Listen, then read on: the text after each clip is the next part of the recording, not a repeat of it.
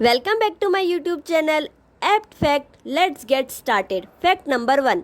अगर लैपटॉप के चार्जर को आपने कभी गौर से देखा हो तो आपका ध्यान भी चार्जर के सॉकेट के पास बने एक छोटे से सिलेंडर के आकार पर गया होगा। कभी सोचा है कि ये क्यों बना होता है?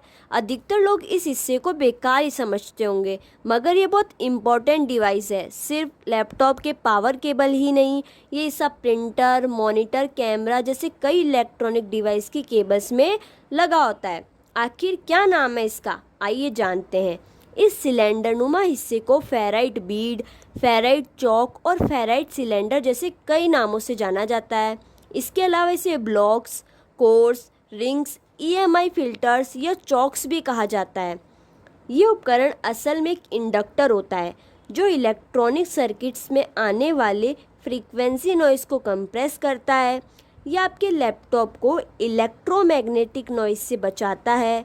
In easy way we can say that ये एक लो पासिंग फिल्टर की तरह वर्क करता है जो केवल लो फ्रीक्वेंसी वाले सिग्नल्स को ही एक सर्किट से गुजरने देता है और हाई फ्रीक्वेंसी नॉइज़ को कम करता है।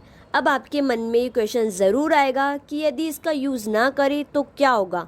यदि इलेक्ट्रॉनिक डिवाइस में फेराइट बीड का प्रयोग नहीं किया जाएगा तो चार्ज करने पर आपका लैपटॉप जो है वो किसी भी प्रकार की फ्रीक्वेंसी को पकड़ सकता है। साल 2020 से बनने वाले ज़्यादातर इलेक्ट्रॉनिक उपकरण सामग्री जो है उनमें इलेक्ट्रॉनिक इंटरफेस को कम करने और सिग्नल कंटिन्यूटी के लिए फेराइट बीड का यूज़ किया जाता है। Fact number 2। Do you know Michael Phelps hold the record for the most Olympic medals won by any athlete. Michael Phelps America के एक स्विमर है और वो ओलंपिक के एक दिग्गज तैराक है। इनका जन्म 30 जून 1985 में बॉल्टीमोर, मैरीलैंड में हुआ। फेल्प्स ने 7 साल की उम्र में स्विमिंग शुरू कर दी थी। ये विश्व के एकमात्र ऐसे खिलाड़ी हैं जिन्होंने ओलंपिक में 28 मेडल्स जीतने का रिकॉर्ड बनाया है। इनसे पहले किसी भी खिलाड़ी ने इतने मेडल्स नहीं जीते हैं। ओलंपिक में 23 गोल्ड मेडल जीतने का रिकॉर्ड भी इनके नाम पर दर्ज है। 6 फुट 4 इंच लंबे फेल्प्स के नाम 23 Olympic gold, 3 silver, 2 bronze medal है।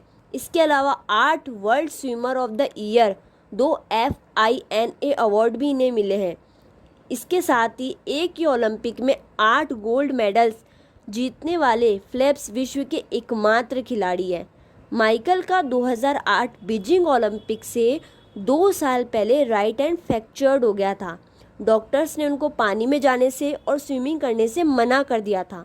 इसके बावजूद फेल्प्स ने जिस तरह से विपरीत परिस्थितियों को हराकर इतिहास के पन्नों में अपना नाम दर्ज कराया है वह दुनिया के हर युवा के लिए एक मिसाल है। Fact number 3। जैसा कि हम सब जानते हैं, दुनिया का कोई ऐसा देश नहीं है जहाँ बेघर लोग ना हो। जर्मनी के एक शहर में बेघर लोगों के लिए जो पहल की गई है वो बहुत ही कमेंडेबल है। उनके लिए स्लीपिंग पॉड्स इंस्टॉल किए गए हैं ताकि रात में उन्हें सोने में दिक्कत ना हो। Germany has take an innovative approach to help those who are facing homelessness. Sleep pods called Ulmer Nest were installed on the streets of Ulm, which is 75 miles west of Munich. They were also put in parks and other places where people tend to sleep.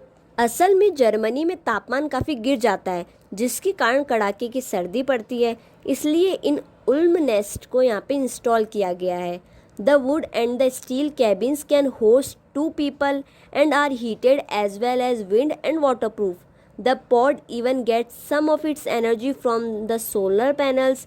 Meanwhile, inside it is connected to a radio network that allows guests to make calls without a cell phone. In pods में कोई camera नहीं लगा है बल्कि sensors लगे हैं। जैसे ही कोई इसमें सोने जाएगा ये सेंसर्स एक्टिवेट हो जाते हैं।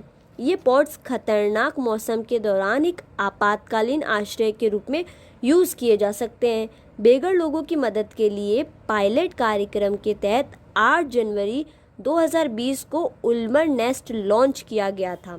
इन जर्मनी देयर आर रफली 8,60,000 पीपल dealing with homelessness.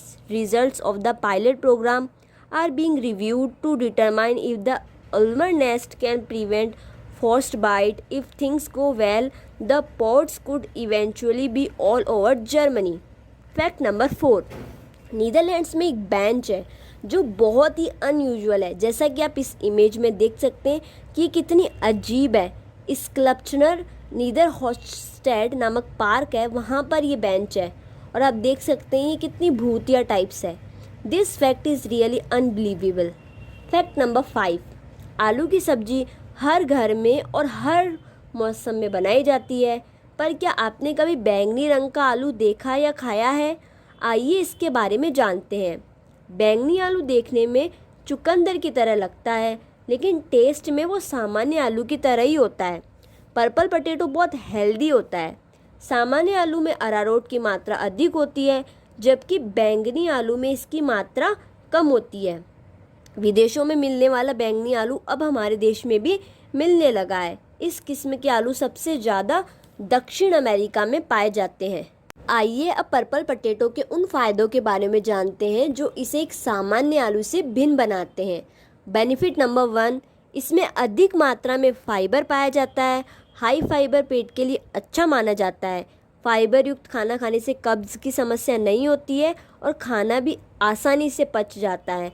अतः जिन लोगों को हाई फाइबर की ज़रूरत है वो पर्पल पोटैटो का सेवन कर सकते हैं। बेनिफिट नंबर 2, बैंगनी आलू में फेनोलिक एसिड पाया जाता है जो कैंसर के इलाज में बहुत उपयोगी माना जाता है। इसमें कई ऐसे कंपोनेंट्स पाए जाते हैं जो कैंसर से लड़ने में सहायक होते हैं। Benefit number 3, high blood pressure वाले लोगों के लिए बैंगनी आलू कारगर साबित होते हैं और इन्हें खाने से ब्लड प्रेशर नियंत्रित रहता है। बेनिफिट नंबर 4, पोटैटो खाने से आंखें और दिल भी स्वस्थ रहते हैं क्योंकि पर्पल पोटैटो में बहुत सारे एंटीऑक्सीडेंट तत्व पाए जाते हैं। बेनिफिट नंबर 5, डार्क सर्कल्स को सही करने में भी पर्पल पोटैटो बहुत हेल्पफुल रहता है। काले घेरे होने पर आप इस आलू को काटकर अपनी आंखों पर 15 मिनट तक रख लें। इन्हें आंखों पर रखने से आंखों को ठंडक प्रदान होगी और डार्क सर्कल्स एकदम रिमूव हो जाएंगे। बेनिफिट नंबर 6, पर्पल पोटैटो के सेवन से शरीर की सूजन को कम करने में भी बहुत मदद मिलती है। पर्पल पोटैटो में विटामिन सी की भी मात्रा बहुत अधिक होती है। पर्पल पोटैटो जो है उसका जो बाहरी छिलका है वो गहरा नीला लगभग काला होता है, जबकि इसका अंदर का हिस्सा गहरा जामुनी या नीला होता है। पर्पल पोटैटो के इन सब फायदों को देखकर ये कहना गलत नहीं होगा कि एक चमत्कारिक आलू से कम नहीं है और एक बहुत ही हेल्दी वेजिटेबल है। Thank you so much for watching. Please like, comment, share and subscribe Apt Fact.